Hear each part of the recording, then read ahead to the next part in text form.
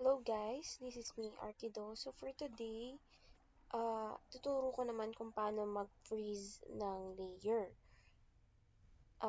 Freeze and then yung i-off natin yung layer is yung magkaiba yun.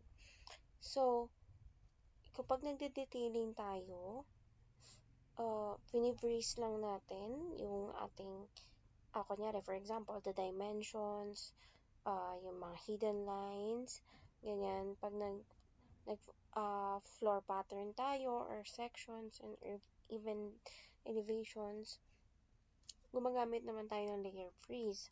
So ngayon, ang shortcut ng layer freeze is LAY and freeze, yung may snowflake sa gilid, which is this one. Then click nyo lang yun. Then click nyo yung item o yung object na i-freeze nyo. For example, the dimension. Then pag click nyo na siya, matik na siyang mag-freeze. So, let's see dun sa layer properties natin, ang layer natin. So, ang pangalan niya is the 5 partition layout, which is ito yung naka-freeze. Pag, ito naman yun, pag hindi nyo alam yung shortcut ng layer freeze, ito lang yun, i-freeze. Kaya yung mga stairs. So, ayan. So, yun lang. Yun lang.